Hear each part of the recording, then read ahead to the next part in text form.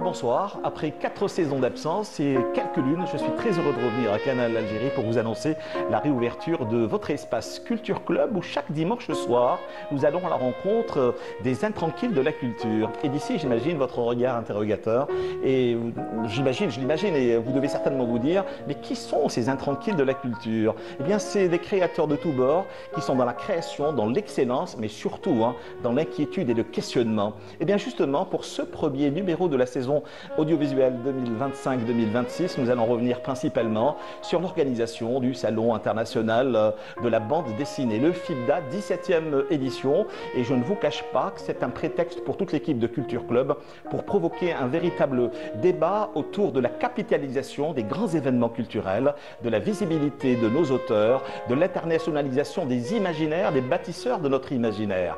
Et pour cette première aventure de Culture Club, nous avons le plaisir de recevoir sur notre plateau Amazir Bouhalfa, bonsoir. Bonsoir. Merci d'accepter notre invitation. Je ne sais pas comment vous saisir, vous présenter. Vous êtes insaisissable, vous êtes journaliste, scénariste, spécialisé dans l'écriture de l'histoire de la guerre de libération nationale. Alors votre rapport et votre rapport à ce monde du 9e art, nous allons en parler, surtout que cela nous renvoie vers 1969. Vous avez été, dois-je le rappeler à nos téléspectateurs, le rédacteur en chef de du premier magazine, de la première revue entièrement consacrée, bien sûr, à la bande dessinée, à savoir Qiddesh. Merci d'être avec nous aujourd'hui. Merci à vous. Bouhalfa. Autre invité, autre discours, autre regard pour ce premier numéro de Culture Club. Nous avons le plaisir de recevoir sur notre plateau Mostafa Nedjaï. Bonsoir. Bonsoir, Camille. Merci d'être avec nous aujourd'hui pour ce coup de feu de l'animateur du Grand Curieux que je suis. Vous êtes plasticien, vous êtes auteur de plusieurs ouvrages, on va en citer quelques-uns.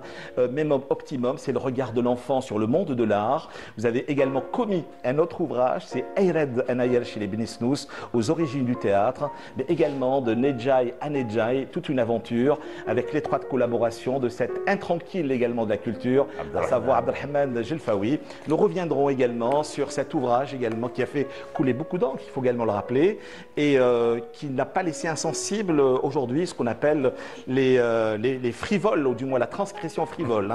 Les intranquilles, c'est bien sûr Art ou pas art, la transgression frivole, parue aux éditions d'Aliman. Merci d'être avec nous, Mostafa Nedjaï. Quand on parle de frivolité, aujourd'hui à l'ère de toutes les impostures, est-ce que cela a réellement un sens? Vous allez répondre à cette question et à bien d'autres tout au long de l'émission aujourd'hui. Troisième invité aujourd'hui pour cette autre aventure nocturne. Nous avons le plaisir d'avoir avec nous Djaouda Gassouma. Bonsoir. Bonsoir. Merci d'accepter notre invitation. Comment dois-je vous saisir, vous également, l'insaisissable écrivain, plasticien?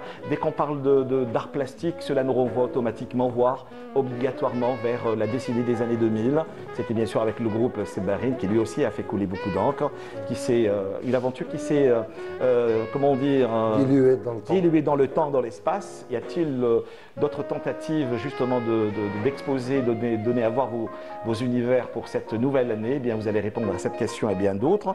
Vous avez été pendant ces dernières années directeur artistique du FIBDA, du Festival international de la bande dessinée d'Alger. Dois-je rappeler également quelques-uns de vos ouvrages, Djaouda Gassouma, qui seront certainement présents lors du Festival international ou du Salon international, du Salon bien sûr du livre, qui aura lieu dans une dizaine de jours. Zorna, votre rapport à la ville, votre rapport à la vie. Est-ce Alger, est-ce Constantine, est-ce Annaba ou est-ce une autre ville du monde?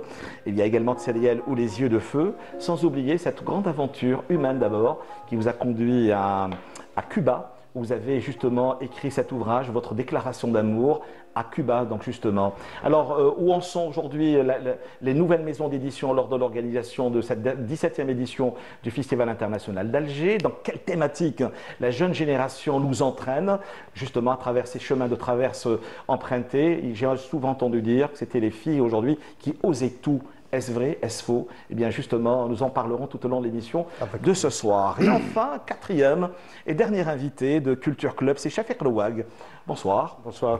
Merci d'accepter notre invitation. Merci à vous. Vous êtes également pluriel, hein. Vous êtes BDiste, scénariste, directeur artistique, storyboarder, acteur, plusieurs ouvrages également à votre actif. On va en citer quelques-uns si vous permettez, avec l'étroite collaboration d'Étienne Schrader, que nous avons eu le plaisir de recevoir ici même dans Culture Club. C'est à travers ce collectif qui a pour titre Monstres, bien sûr. Les monstres, c'est les génies de la bande dessinée du 9e art qui se sont tout permis à travers des aventures extraordinaires. Un génie qui ose tout, qui ne s'interdise absolument rien du tout. Nous allons bien sûr y revenir. Il y a également cet ouvrage, Frilestine, malheureusement, toujours d'actualité, à travers cette actualité brûlante qui secoue bien sûr les territoires occupés. Merci beaucoup d'être avec nous, Shafiq Rouag.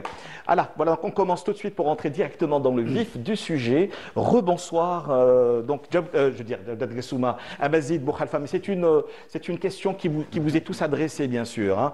Pour revenir, pour voyager dans le temps et dans l'espace, direction 1986, lors de l'organisation de la grande aventure de la naissance du premier festival entièrement consacré donc à la bande dessinée. Que reste-t-il aujourd'hui, pratiquement 40 ans après, de ce premier festival de Burj Al Kifen? Je crois qu'il y a une chose que la bande dessinée n'a pas perdue et ne peut pas perdre, c'est l'enthousiasme. Même si l'émulation est encore là. Exactement. C'est l'enthousiasme qui a fait naître Mqidech. C'est dans l'enthousiasme qu'est née la bande dessinée algérienne, malgré d'énormes difficultés, mais c'est des difficultés de tous ordres, des difficultés incommensurables, infranchissables. Mais il y avait l'enthousiasme, et c'est grâce à cet enthousiasme que les choses se sont très bien passé, je dirais, pour Mqidech en 1969, puisque l'aventure a commencé. Quelques années après l'indépendance. Oui, une bande dessinée qui est en train Il y avait encore l'euphorie. Cette euphorie, nous avions l'impression que tout était possible. Et c'est vrai que tout était possible. C'est-à-dire que nous avons surmonté, une fois libre, on peut tout faire. Nous avons surmonté le colonialisme, on a surmonté une période de l'histoire terrible, tragique. Nous sommes dans l'aventure de tous les possibles. Hein. Bien sûr. Et là, les choses étaient possibles. En 86, ensuite, il fallait, on pensait que pour redonner de l'espoir à la bande dessinée qui avait perdu énormément c'est-à-dire l'essentiel, l'espace d'expression. L'espace, c'est-à-dire, il n'y avait pas de journaux. Les journaux, les quotidiens, le peu de quotidiens qu'il y avait, le peu de journaux qui existaient en 86, ne laissaient pas de place à la bande dessinée. Il n'y avait pas, c'était démodé, ça ne se faisait plus. D'ailleurs, même dans les journaux européens et même américains, il n'y avait pas ces espaces qui étaient réservés. Mais beaucoup d'auteurs avaient salué cette expérience algérienne en 1986. Oui, tout le monde. Mais beaucoup des gens se sont intéressés parce que, il faut dire aussi une chose, c'est quand l'aventure de Mqidech a commencé, c'était une expérience africaine, arabe, dans tout notre bassin culturel du Sud, c'était quelque chose de tout à fait nouveau. C'est quelques dessinateurs qui avaient osé faire des miquillettes, etc. Parce qu'il n'y avait pas que Mqidech. Il y avait autour de Mqidech, il y avait énormément de choses aussi. Tout à fait. Je me rappelle de Jeunesse Action Illustration, je me rappelle, c'était des expériences. L'expérience de Haram avait donné des ailes à tout le monde. Donc, les gens ont cru. Ça venait encore d'Algérie. Je me rappelle d'une invitation qui nous avait été faite en 1983-84, Maz et moi, et Riyad, et nous avions été invités en Tunisie, chez Haddad, quelqu'un qui avait une grosse imprimerie et qui lançait Qaous Quzah. Et ce qu'il cherchait, c'était les dessinateurs. Nous étions impressionnés par l'imprimerie, par l'offset. Il y avait une forme de résonance entre ce qui se passait en Algérie, mais un peu plus tard en Tunisie. Mais ils avaient les moyens que nous n'avions pas. Parce que si Mqidech est mort à un moment, ce serait trop long de revenir sur les causes de la disparition de Mqidech, il y a également le fait que nous n'avions pas les techniques, nous n'avions pas les imprimeries nécessaires. Les Tunisiens étaient en avance sur nous. En ce qui concerne l'impression. Donc, c'est avec nos amis tunisiens, ce sont des dessinateurs algériens. C'est Garoui, c'est Assari, c'est Haïder, c'est Tenani, c'est tous ces dessinateurs qui avaient perdu Mkhidish, qui avaient perdu leur espace, qui vont le retrouver chez nos amis tunisiens. Mais rectifiez-moi si je me trompe, Amazigh Bouhalfa, l'Algérie était un cas d'école en matière de bande dessinée, bien avant les premières années d'indépendance. Oui, mais bien avant les premières années, il y avait des écoles, c'est-à-dire que il fallait ressembler aux autres.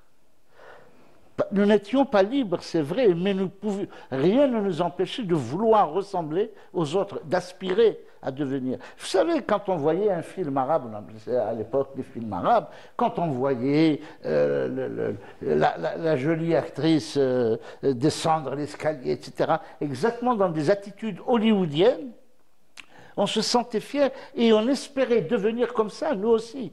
Puisque les Égyptiens peuvent le faire, donc nous aussi.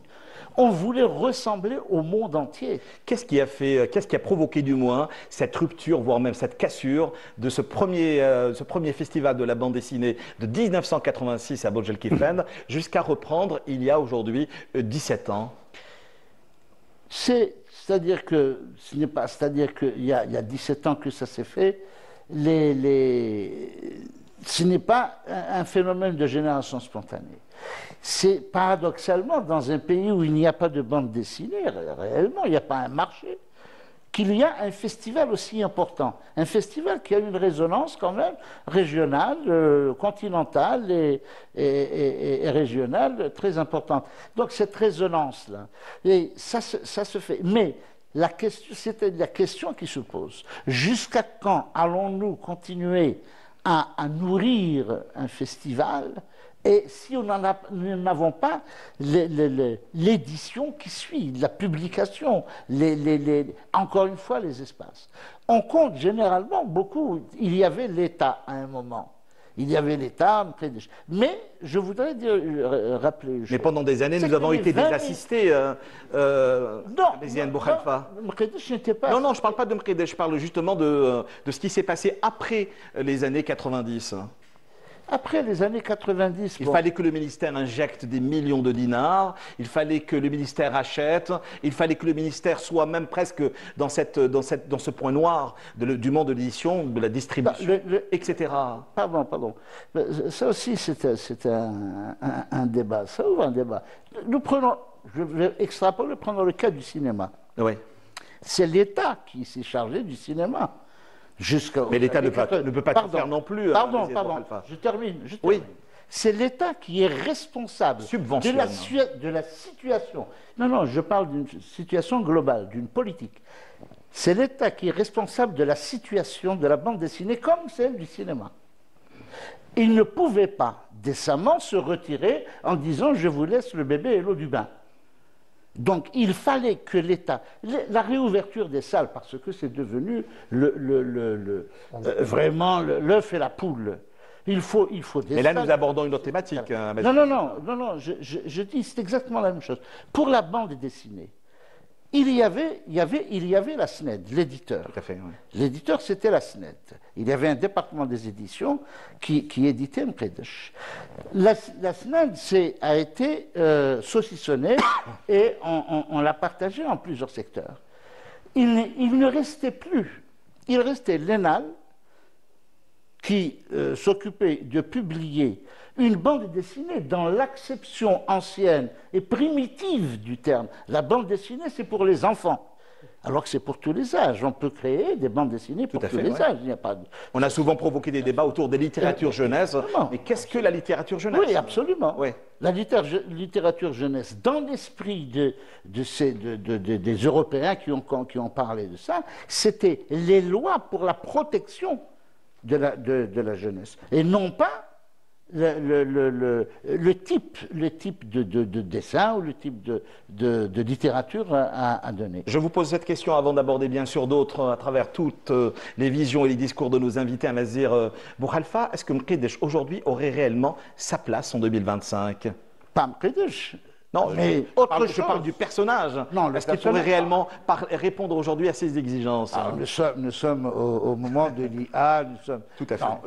avec sa gandoura, son truc, etc. Aurait-il pu voyager dans le temps? Ce serait folkloriste, à mon avis, je trouverais ça très folkloriste et très machin. L'Algérie est un pays comme un autre, il a une jeunesse comme une autre, qui accepte, et puis au moment des on a besoin de s'identifier à des personnages. Oui, mais pas dans le... Mais construits sur des mythes fondateurs. Mais le personnage, il faut qu'il évolue lui Bien aussi, sûr, tout à fait. qu'il arrive au 21e. Bon, on peut l'appeler Mkhidesh si on veut, mais il serait en jean et en t-shirt. Ouais. Voilà le machin. Bon, je pourrais admettre que certains personnages peuvent demeurer, certains personnages, que ce soit Grand Baba, que ce soit cette rubrique de nos montagnes qu'on faisait sur la guerre de libération, des personnages historiques, tout ça, Richard, etc. Mais Mkhidesh lui-même, tel que machin, je crois que ce serait... Des bulles et des histoires, il y a des questions pour cette autre aventure de Culture Club. Je le rappelle encore une fois, Mustapha Nedjaï, bonsoir. Vous avez été l'un des fondateurs du Festival international de la bande dessinée d'Alger lors de sa renaissance, entre parenthèses. Est-ce qu'on peut réellement parler aujourd'hui d'une aide au sens propre du terme de l'État quant à la relance du secteur culturel en général et de la bande dessinée en particulier ? Bon, ça a bien commencé en 2008. Mais c'est pour ça que je vous pose la question, étant donné qu'à votre époque, donc justement en 2008, il n'y avait pas moins de 25 pays participants. Et je préfère ne pas revenir sur le nombre de conférences et d'éminents conférenciers qui sont venus aujourd'hui. On a ramené presque tous les grands. Oui. Tous les grands, qu'ils soient belges, américains, français, italiens, argentins. Ça a été vraiment... Coréen, japonais. Chaque 2008, permet d'intervenir, mais chaque pays, chaque zone, c'est-à-dire par exemple l'Afrique, il y avait les Camerounais, les Guinéens. Ah oui. C'est pas un invité. Et on était très concentrés un peu sur l'Afrique. Et des pavillons. Voilà. Pas juste, tout à fait. Et quand je vois moi que... On oublie très souvent qu'on est africain. Hein. À la première édition, on avait plus de 25 pays. Tout à fait. Ça veut dire un festival naissant. Déjà, on était à 25 pays. Et je me rappelle quand j'étais, moi, à Tétouan, j'étais invité par le festival de Tétouan. Ils avaient, je crois, 8 pays. J'étais étonné. Et nous, on travaillait dessus. On n'a pas encore commencé. Et après, je téléphone à Delila Nadjem. Qui était la commissaire du festival. Elle m'a dit, comment que ça se passe à Tétouan? J'ai dit, bon, ils n'ont que 8 pays. Je crois qu'on a, on a explosé un peu le... Et on n'était pas dans la démesure, hein. Il faut également le dire. Non. Voilà, on n'était pas dans la démesure. Bon, c'est un rêve. C'est la dimension du festival qui est la véritable dimension. Il a deux dimensions. La première, c'est que c'est la ville d'Alger. C'est le festival international d'Alger. Il est lié à la ville et il est lié à une dimension internationale. Excusez-moi, mais pendant les premières éditions, le festival a été délocalisé également dans d'autres villes. Hein. Mais c'était des délocalisations dans le cadre du festival. Programme. Mais le festival. Pas le festival lui-même. Dans son canevas, c'est-à-dire expositions ailleurs. Voilà. Mais le festival, il était toujours à Alger quand même. Voilà. D'accord, très bien. Mais est-ce que nous sommes réellement, c'est la question que je me suis posée au début de l'émission, donc justement pour démarrer cette autre aventure, est-ce que nous avons aujourd'hui capitalisé toutes ces aventures? 17e édition, aujourd'hui, pour la préparation de cette émission, je me suis rendu compte qu'il y avait une dizaine de pays, pas plus. Hein. Qu'est-ce qui a fait aujourd'hui, qu'est-ce qui a provoqué 17 pays, qu'est-ce qui a réellement fait aujourd'hui cette diminution? Est-ce le manque de moyens, mais de quels moyens non, il s'agit? C'est un manque de vision et de politique culturelle, tout simplement. Je ne crois pas, parce qu'à chaque fois qu'on a commencé quelque chose, que ce soit au niveau des arts plastiques, ou le cinéma, ou les théâtres, j'ai l'impression que c'est un peu comme des pétards. Ça commence et ça s'éteint tout de suite. Et en plus, on le sait. On le sait. Au moment où le FIBDA avait une vitesse de croisière extraordinaire, ça veut dire qu'il est devenu parmi les 5 les plus importants festivals au monde. On trouve le moyen de réduire son budget à moitié. Ça veut dire, nous, on est arrivés, du moins quand j'étais présent, et même après, parce que j'ai suivi quand même le FIBDA après, on est arrivé à plus de 50 pays. Ça, c'est dans tous les pays du monde. La première image d'un pays, c'est la culture. Et nous, que ce soit dans le théâtre, dans le cinéma, bon, j'ai l'impression que c'est comme des vents qui arrivent.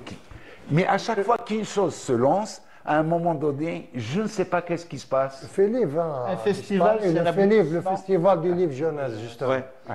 On On n'en a organisé que 2 ou 3 éditions, si mes souvenirs sont bons. Plus, mais plus, je crois qu'il y avait plus. Mais on a décidé de le rendre biennal et de lui diminuer le budget. Et c'était un succès fabuleux, le Festival du Livre, parce qu'il réunissait en plus des grands auteurs. Bien sûr, bien sûr. Et ça a été une aventure. Le commissaire, M. Guerfi, n'avait pas accepté cette notion biennale, parce que c'était un rendez-vous régulier avec une qualité vraiment dans le livre, c'est-à-dire c'était systémique en plus. C'était le livre, le théâtre pour enfants, il y avait des spectacles.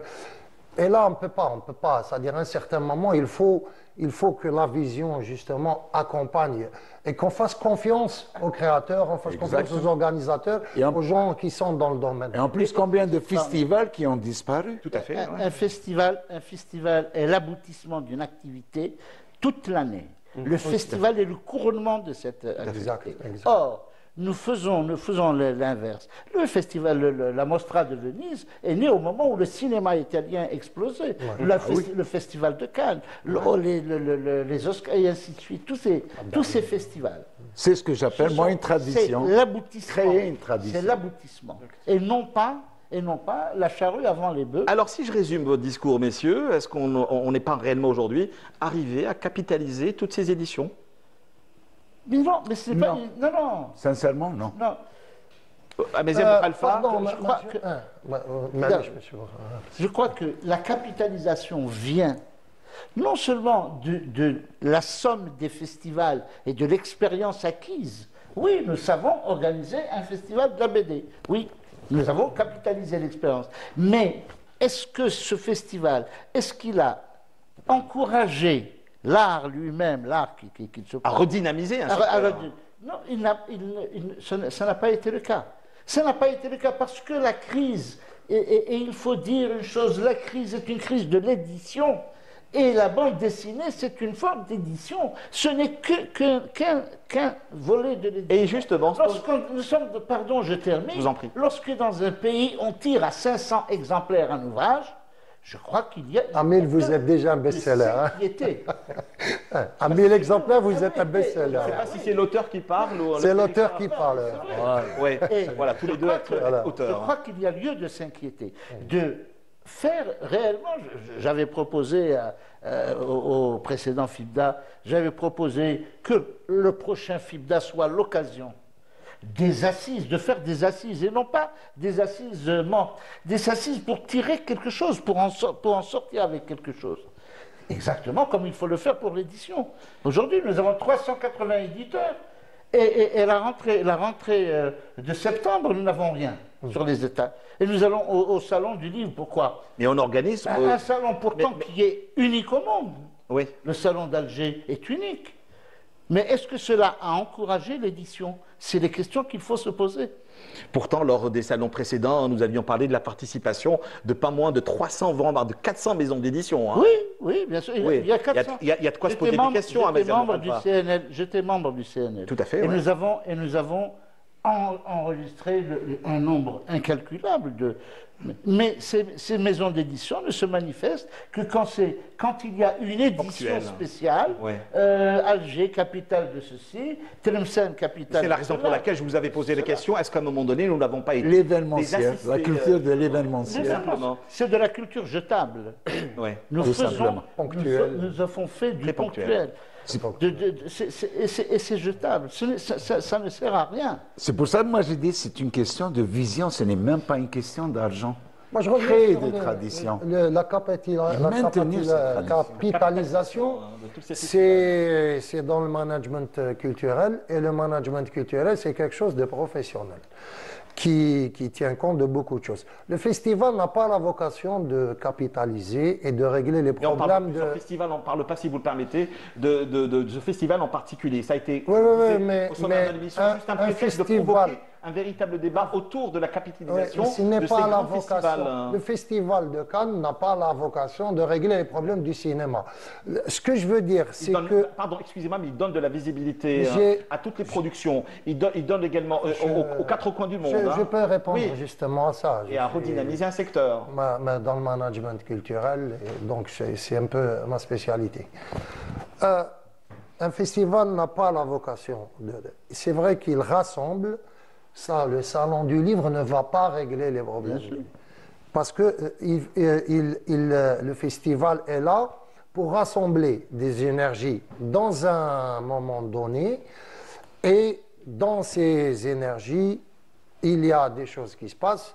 On a une visibilité, parce que la visibilité de ce festival, moi je vais vous donner un exemple sur le FIBDA. On a eu à peu près 30 000 visiteurs. Oui, mais c'est quoi? Est-ce que ces visiteurs achètent? Mais en fin de compte, qu'est-ce qu'il y a aujourd'hui? Est-ce qu'on leur a proposé d'abord? Il y avait 14 éditeurs l'AM les fêtes, il y en a 14 et l'AM. Et il y a des éditeurs qui ne sont pas, entre guillemets, dans la BD d'abord, il y avait des éditions qui n'étaient pas dans la BD. Nous, on donne déjà, je vous donne par exemple une des choses qui ont été faites.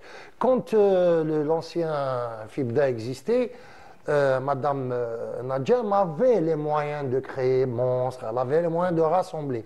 Elle avait un local. Il y avait même des magazines dans ce sens-là. Des magazines, il y avait Bendir, il y avait des choses, des fanzines et tout ça. Il faut penser systémique quand on veut lancer quelque chose. Le festival, la BD coûte très cher à produire. Elle coûte. Aujourd'hui, on a des moyens techniques qui facilitent. Monsieur Amazit a parlé tout à l'heure des moyens techniques tunisiens avec mais beaucoup, je lisais Imad, il y avait beaucoup de revues, non pas une, j'ai acheté plein de revues en Tunisie quand j'étais gamin, et il faut beaucoup de moyens. Aujourd'hui, on a les moyens, c'est-à-dire avec le numérique et tout, on peut, mais la diffusion, vous n'avez pas aujourd'hui, vous avez un pays de 2 millions de kilomètres carrés, et vous ne vendez pas à Tamanrast, vous ne vendez pas à Constantine. Combien il y a de bibliothèques à Constantine? Quand vous faites un livre à l'étranger, vous avez un avaloir. Déjà des avaloirs. Déjà, donc, vous êtes sur les 1500 exemplaires tant voulus par nous. Et parce que vous savez que vos 1500 exemplaires du début seront distribués dans toutes les structures officielles, les bibliothèques de quartier, les bibliothèques universitaires, etc. etc. Nous sommes dans un discours, excusez-moi du terme, mais fossilisé. Il y a 10 ans, il y a 15 ans. Fossilisé, c'est sûrement pas notre faute si faisons un festival nouveau chaque année. Laissez-moi finir. Nous en parlons depuis une quinzaine d'années. Le point noir de toutes les maisons d'édition reste bien sûr la distribution aujourd'hui. Diffusion, c'est quelque chose d'abord la production. La production. Alors justement, parlez-moi de production. Combien de nouveautés vous avez proposé lors de cette 17e édition du festival? C'est pas le festival qui propose. Non, le festival. On ne propose pas. Je parle aujourd'hui d'édition. Combien de nouveaux ouvrages avez-vous proposé lors de cette 17e édition? C'est ce que je dis. On a proposé aux éditeurs chaque année, on propose un espace gratuit. Les éditeurs ne payent pas. La nouveauté éditoriale. Combien l'Algérie a proposé lors de cette de nouveaux livres lors de cette 17e édition? Quasiment rien. Quasiment rien, parce qu'elle a reproposé les mêmes ouvrages qui existent depuis quelque temps. Peut-on organiser une édition internationale sans pour autant qu'il y ait de visibilité ou d'édition dans ce Il n'a pas la vocation d'éditer le festival. Il est là pour présenter les éditeurs. Mais qu'avez-vous à présenter dans ces conditions-là? Les éditeurs, c'est à eux de présenter, ils ne sont pas à la place. Nous ne sommes pas éditeurs. Ils participent à un festival sans pour autant à présenter de nouveaux ouvrages. Oui, c'est le constat que monsieur. Donc on se poserait la question, est-ce qu'il y a aujourd'hui un projet? C'est pas nous qui avons fossilisé la chose. À chaque année, on travaille sur. Je faisais référence au discours. Est-ce qu'il y a aujourd'hui un véritable projet éditorial bien défini? Ça, il faut demander à ceux qui éditent, monsieur Amiti. Parce que nous ne sommes pas éditeurs. Ça, c'est une réelle problématique. Et croyez-moi que j'adhère parfaitement au questionnement que vous posez. C'est une problématique qui est nationale. Est-ce qu'on a récurrente? Il y a quelques éditeurs, je citerai par exemple Papyrus ou la MIP. Ou la MIP, elle édite par exemple, elle édite les travaux de M. Aram, c'est la fille de M. Aram. Papyrus, c'est une dame qui est de la famille de Omar Yassef, dit Petit Omar. Donc, elle édite des choses qui sont liées. Ça, c'est bien pour commencer. Mais les éditeurs comme par exemple Chrome qui est devenu Casa et tout, ils font des choses superbes, mais ils travaillent selon leurs moyens. Moi, je sais que cette année, il n'y a pas eu de nouveauté. Ça, je le dis ouvertement, sans aucun complexe. Il y a les NAG, il y a la NEP, il y a les éditeurs traditionnels qui travaillent avec un corpus qu'ils ont déjà. Ils ont, c'est-à-dire tous les Melouah, Haider et tout, qu'on connaît.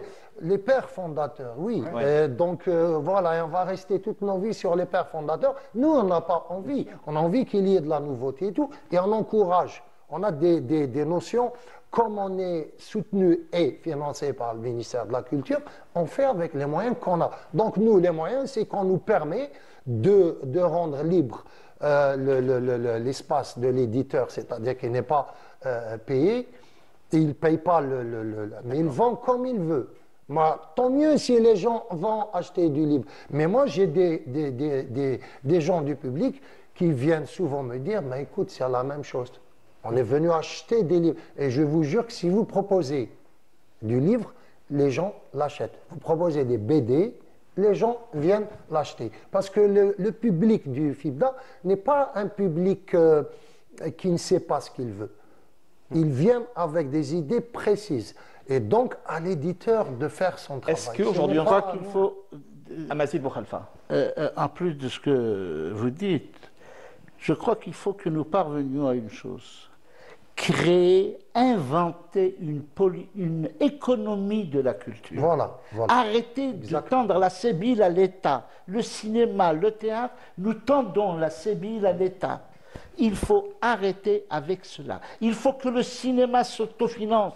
Il faut que la bande dessinée s'autofinance. Voilà. Même si, bien entendu, ça va connaître des crises. La bande dessinée, au niveau mondial, international, vit une crise. Mais seulement, c'est à elle de se débrouiller. Il faut qu'on comprenne que la culture est génératrice d'économie.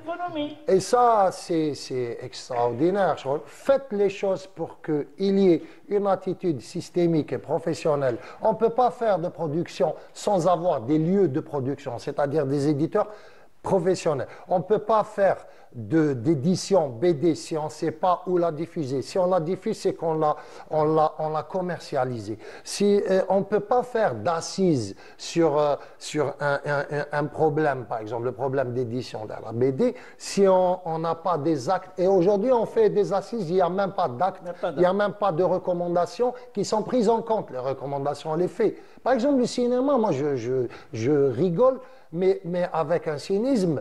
Pire que le cynisme, combien d'assises sur le cinéma, et je peux vous assurer que vous ne saurez même pas où vous devez présenter aujourd'hui votre scénario.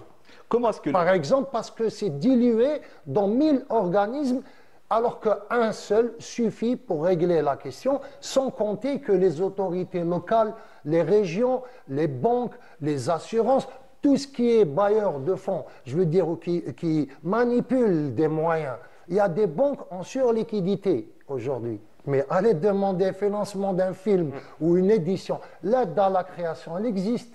Et M. Ndiaye le sait très bien. Il y a un dispositif d'aide à la création. Vous savez que pour ce dispositif, il vous faut des formulaires, il vous faut être, je ne sais pas moi, administratif dans une direction générale pour savoir qu'est-ce qu'il faut. Alors qu'avant, vous présentez votre dossier, vous présentez votre CV, vous êtes une personne qui est relativement connue ou qui a un CV, là, on vous donne votre aide à la création.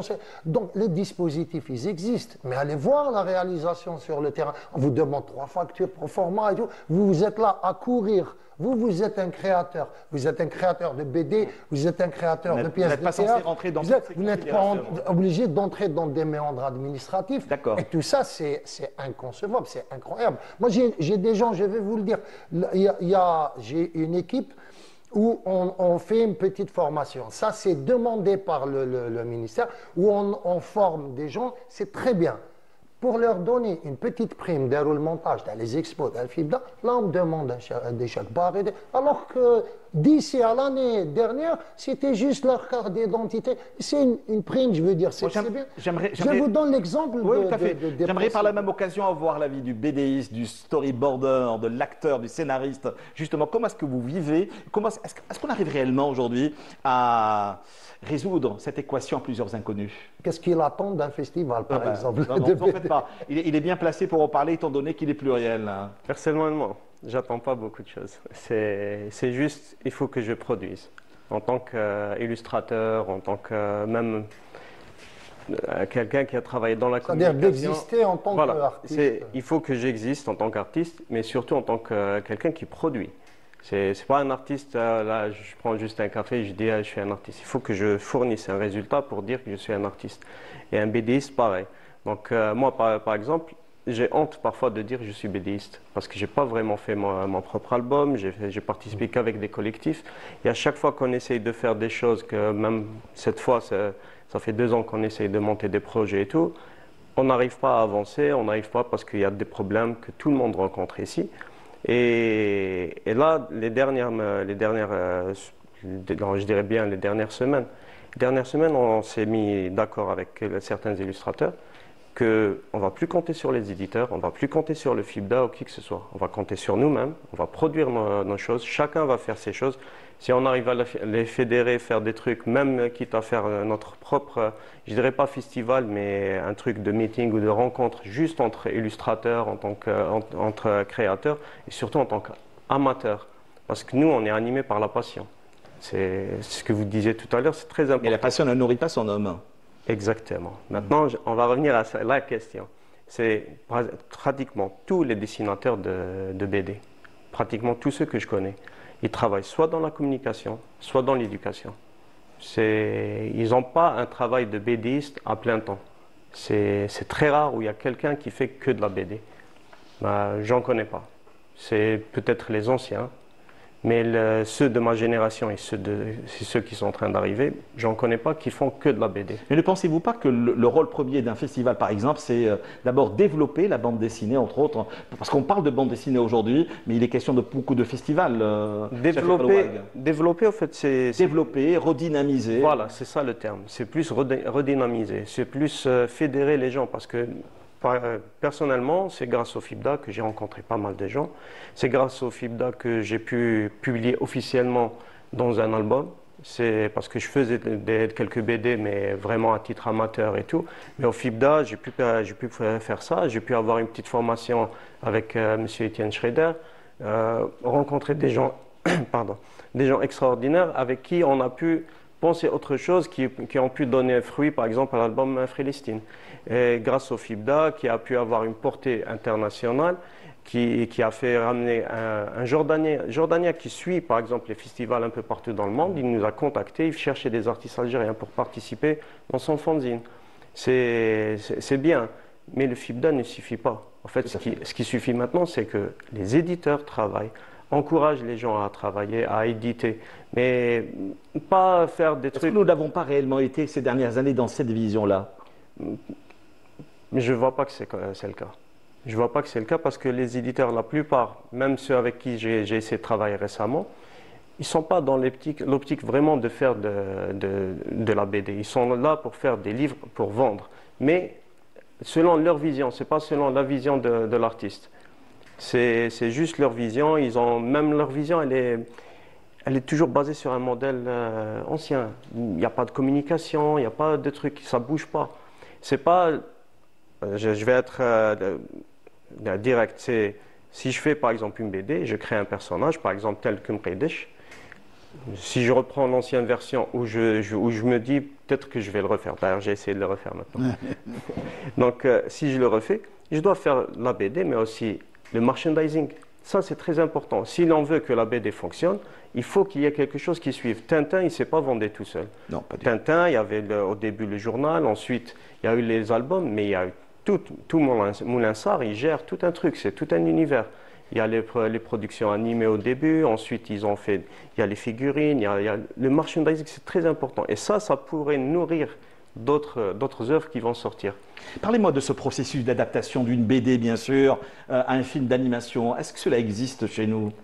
Malheureusement, pas encore. Vous avez souvent travaillé sur des films d'animation jusqu'à rendre hommage à la diva de la chanson algérienne, la regrettée Warda El Jazaïria. Sur le clip, oui. Tout à fait.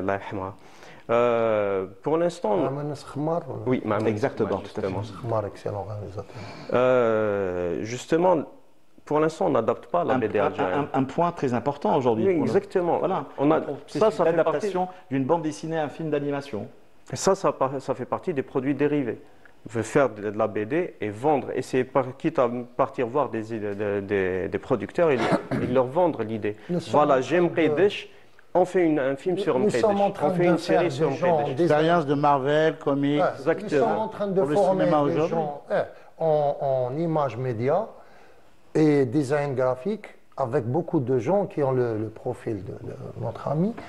Eh bien, je ne sais pas pourquoi je suis en train de les former à Naoubaza. Sincèrement, parce que vous enseignez à l'école j'enseigne et je suis responsable de la filière formation de toute l'école. Le problème, c'est qu'on forme et on ne sait pas, on les forme, il y a une matière qui s'appelle échange professionnel. Et on leur explique qu'il y a de la diffusion, que tu ne peux pas créer s'il n'y a pas de diffuseur, et tout en sachant que sur le terrain, ils ne vont pas pouvoir diffuser leurs travaux, ils ne vont pas savoir à qui les présenter pour avoir une aide, ils ne vont pas savoir que leur métier, il y a quelques 200 métiers qui sont reconnus. J'étais une fois un jour, hypothétiquement, président du canal pendant quelques temps, et les gens ne savent pas qu'il y a plus de 200 métiers qui sont reconnus. D'accord, mais qui n'existent pas dans la réalité de ils sont menacés maintenant et qui sont en plus menacés par l'intelligence artificielle, par plusieurs trucs. La télévision algérienne avait dès le début, lancé un centre de formation de la bande du dessin animé. On n'oubliera jamais la première réalisation de notre cinéma national. Slim et Aram, ils ont travaillé sur. Mais ce qui s'est passé, c'est que on n'a même pas laissé le temps à cette expérience d'évoluer, qu'on a inondé de dessins animés, en plus en langue arabe, etc. C'est-à-dire qui convenaient très bien à notre... Nous avons eu la même expérience, et je voudrais en parler avec Mqeidech. Avec Mqeidech, un dessinateur, comment il s'appelle, turc qui fait Kibir. Il est venu, ils sont venus à Alger et ils ont proposé au département des éditions de la SNED, ils ont proposé le personnage de l'émir. C'était un truc, bon... Vous faites référence à l'émir exactement, oui, héros national, etc. Bon, ils avaient des moyens français, etc. Un excellent dessinateur, je ne me rappelle pas de son nom, mais je le retrouverai. Et ils ont proposé ce que nous avons fait. M. Madoui est venu me voir et il a discuté avec Maz et moi. On a discuté quel impact ça aurait, c'est-à-dire est-ce que ça gênerait Mqeidech. Nous avons dit oui, parce qu'ils sont plus réguliers, parce qu'ils impriment là-bas, parce que ça va coûter moins cher.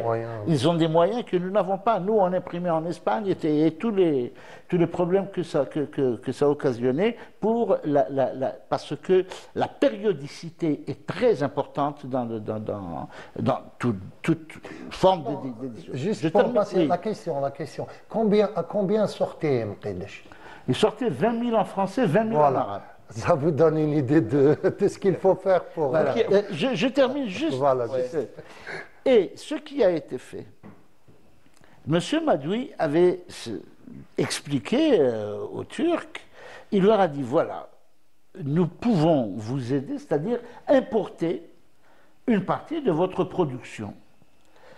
Mais l'émir, c'est un truc, c'est un personnage...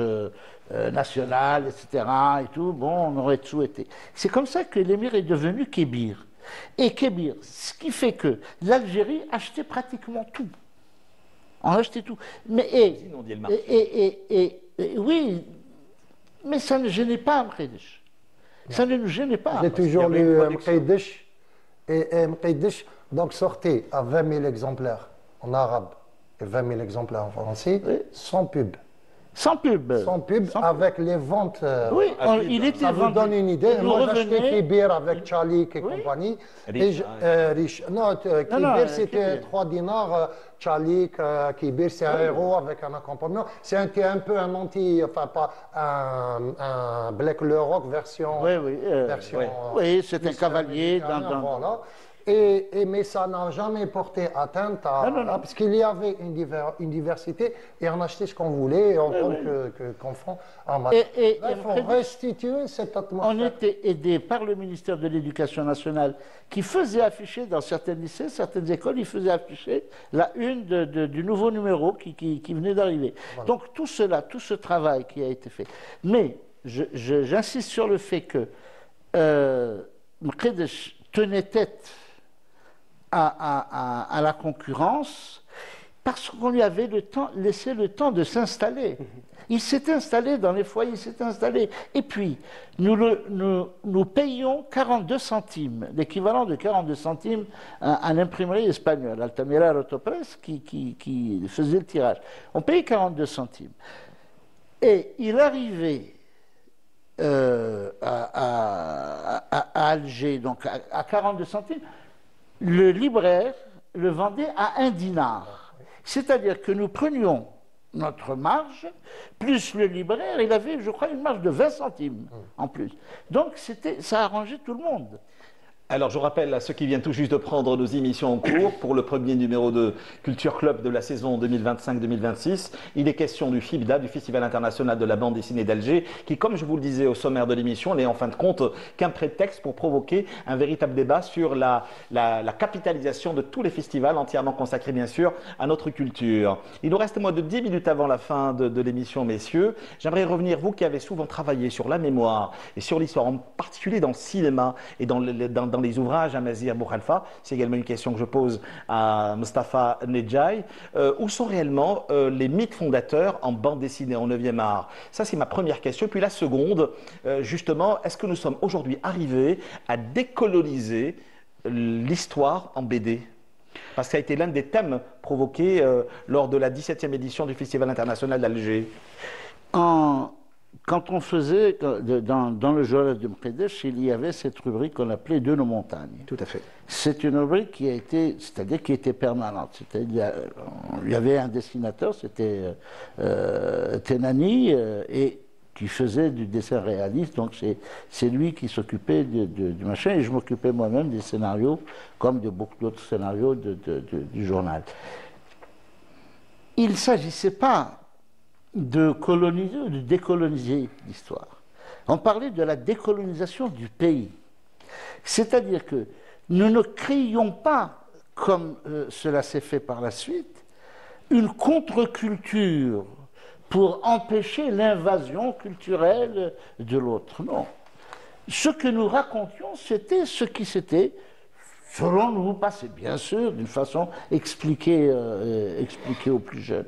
Et la violence n'était pas forcément le credo même si la violence était terrible. Ce n'était pas une question de violence pour susciter la vengeance, susciter des sentiments. Mais notre rapport à la mémoire et à l'histoire, du moins en ce qui concerne la jeune génération, est assez complexe et assez compliqué, Mazir Bouhalfa. Elle a considérablement évolué. C'est-à-dire que je parle d'une période où on se situait une dizaine d'années après l'indépendance, c'est-à-dire à la fin de Mkhidish, pratiquement en 1973. Et on parlait de cela. Cette jeunesse, il ne fallait pas l'accabler, et ça, M. Madoui veillait à cela, il ne fallait pas l'accabler du drame passé. Il fallait au contraire ouvrir les perspectives, ne pas oublier, parce que on ne se contentait pas de faire uniquement la guerre de libération. On faisait aussi des personnages, c'est-à-dire la quête identitaire. C'est la raison pour laquelle je vous parlais du mythe fondateur. Oui, la quête identitaire, on avait travaillé sur Horta, on avait travaillé sur des personnages. Mais on faisait également, c'est-à-dire Heider, qui faisait dans le dessin comique, il s'était spécialisé aussi, il travaillait sur l'histoire, c'est-à-dire la civilisation, l'aspect, voilà. Aladdin, il avait un personnage, Coïder, qui travaillait sur ça. Et nous avons travaillé sur... C'est-à-dire qu'il n'y avait pas une espèce de bréviaire, un codex qui était là pour la statue du commandeur, il faut aller dans ce sens. Non, pas du tout. Il y avait, parce que sans liberté de créer, sans liberté de créer, on ne peut pas faire de la bande dessinée, du cinéma ou autre. Et il faut laisser au créateur, et il ne faut pas que la critique limite la liberté de création. La critique doit apporter, doit viser un certain nombre de choses, mais pas la liberté de créer. Shafiq Rouag, justement, est-ce qu'en 2025, nous parlons depuis pratiquement plus de 2 ou 3 ans de l'invasion de l'IA, de l'intelligence artificielle en bande dessinée. D'après vous, c'est un enrichissement ou une inquiétude? Une inquiétude, une sérieuse inquiétude. Faire de la BD, faire un film, faire un dessin animé, c'est des métiers qui sont chronophages. Il y a tout un savoir, il y a plein d'émotions que l'artiste va donner, même les erreurs qu'on fait, ça peut apporter un truc. Avec l'IA, il n'y a pas ça. C'est très lisse. C'est la déshumanisation. Voilà, c'est la déshumanisation. Mais surtout, les gens pensent que l'IA va régler tous les problèmes du dessin, du découpage, et aussi c'est rapide. Et ça ne va pas coûter de l'argent. C'est ça l'erreur, c'est qu'on croit que ça ne va pas coûter de l'argent. Déjà, le premier problème, c'est les droits. On ne possède pas nos droits si on produit quelque chose avec de l'IA. Il n'y a aucun droit. Et on ne sait pas ce qui va arriver. Dans quelques années, d'ici 2030, on sait que l'agriculture Monsanto, quoi. Voilà. Là, c'est urgent qu'on vraiment se focalise sur ce point. C'est bien d'initier les gens à l'IA, à la nouvelle technologie, tout ça. Ça, c'est très bien, on n'est pas contre le progrès. Mais ce serait bien aussi de surtout vulgariser et alarmer, de dire voilà ce qu'il y a comme danger, voilà quand on fait quelque chose, nous seuls, avec ce qu'on a déjà comme truc, et on va pouvoir peut-être utiliser l'IA juste comme outil. C'est la raison pour laquelle j'ai employé le terme invasion. Voilà. Certains vont trouver ça peut-être un peu exagéré, mais on parle. C'est pas exagéré. Franchement, c'est pas exagéré. C'est la réelle inquiétude de beaucoup d'artistes actuellement. Même certains éditeurs commencent à penser sur ça, parce qu'ils commencent à réaliser maintenant qu'il y a des gens qui n'ont plus besoin d'éditeurs. Parce que maintenant, on peut, par exemple, en tant qu'artiste, je peux faire une BD que je peux publier sur le net carrément. Je la vends sur un site en particulier sans donner le nom. Et le site, il va imprimer et vendre la BD. Il y a des gens qui font ça, ils vendent des livres pour enfants, de la BD, même des romans.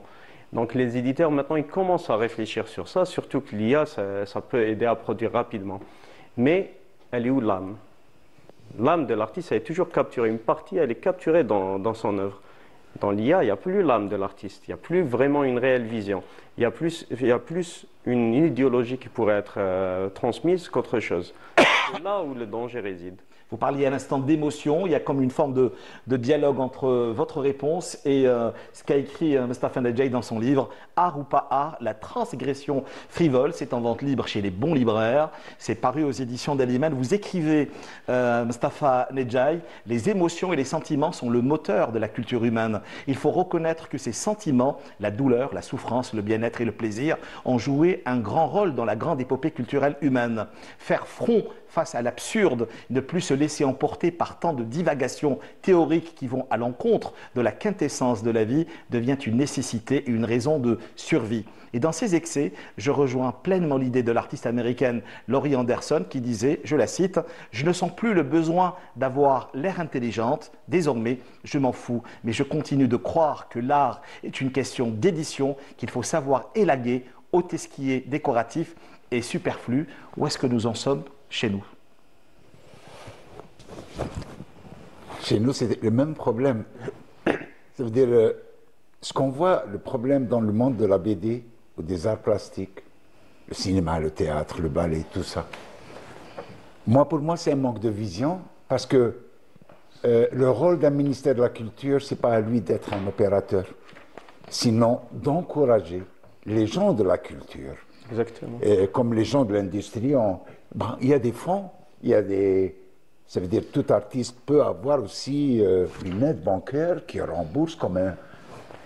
Autant pour la culture, d'ailleurs le problème se pose même dans l'économie, on le voit, c'est la même chose. C'est toujours le manque de base. Par exemple, nous, dans le monde des arts plastiques, il n'y a que les artistes. Tout l'environnement artistique n'existe pas. Pour la BD, c'est la même chose. La même chose. Pour le théâtre, c'est la même chose. Voilà, c'est un écosystème. C'est pour ça que je voulais élargir le débat sur tous les festivals culturels, pas seulement le FIBDA. Mais ça, c'est de l'événementiel. Alors qu'il s'agit d'une vision culturelle. Et la vision, elle est nationale. Et vous dites, de nos jours, il y a une multitude de formes d'expression artistique, plus que de grands courants, il y a des individualités, et c'est en ça que l'art reflète notre société, dans ce qu'elle a parfois de stupide, de dérisoire, de prétentieux, mais aussi, à contrario, de poétique, de doux, de spirituel, de profond. Les beaux-arts ont éclaté en gerbe, il y a certes des racines, mais c'est un sacré fouillis de branches dans lequel on baigne actuellement. Alors pour répondre à cette question, à bien d'autres, moi j'invite ceux qui nous regardent ce soir pour cette première aventure de Culture Club. Donc art ou pas art, la transgression frivole, c'est paru aux éditions Dallimène. Dernière question, parce que me dit le réalisateur Karim Abiti, on va fermer la boutique. Est-ce qu'aujourd'hui nos auteurs, nos créateurs ont réellement de la visibilité sur un plan national, maghrébin, africain et méditerranéen? Sincèrement, ce n'est pas un problème d'auteur, ni d'artiste, ni de... Tous les créateurs, qu'est-ce qu'il veut un créateur? Je suis un plasticien. De la liberté. Ouais. Bien sûr qu'il faut la liberté. Un pays qui ne s'autocritique pas, il n'ira nulle part. Et ceux qui... En tout cas, vous n'avez pas fait plaisir à beaucoup de monde dans cet ouvrage. Hein. Vous avez été très critique, Mustapha Ndjaye. C'est ma critique personnelle en tant qu'artiste. Je ne prétends pas être critique d'art. Vous y avez apporté. En tant qu'artiste, j'ai le droit de dire des choses comme un metteur en scène, comme un réalisateur. C'est mon opinion personnelle. Même si à 90% le problème actuel est connu par tous les artistes et ce qui se passe dans le monde, dans l'art contemporain, etc.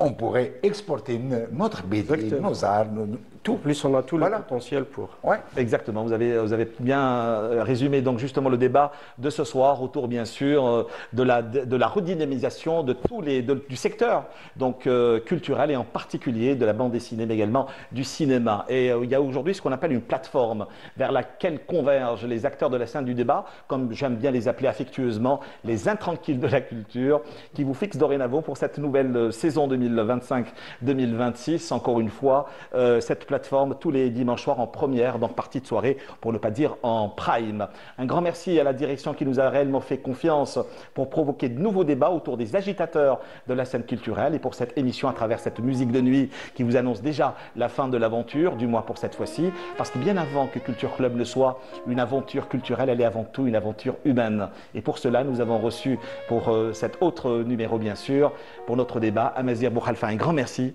d'avoir été des nôtres. C'est un plaisir, Mustapha Ndjaye. Vous serez certainement d'actualité au Salon international du livre à travers plusieurs ouvrages, j'ai entendu dire. Est-ce vrai? Est-ce faux? En tout cas, vous en rendrez compte ici même, sur le plateau de Culture Club. Et vous n'êtes pas le seul également, Jaoudet Gessouba. Merci d'avoir été des nôtres. Et à vous, encore une fois, Shafiq Rouag.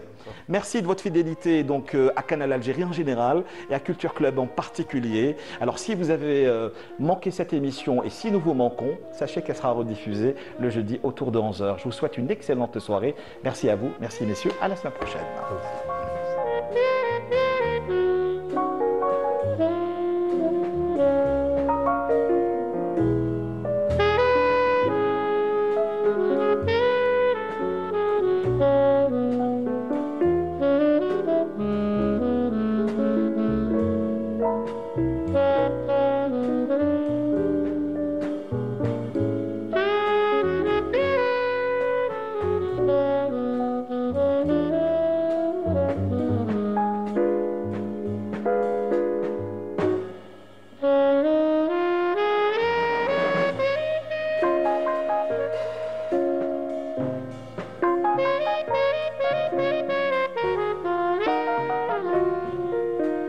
Merci.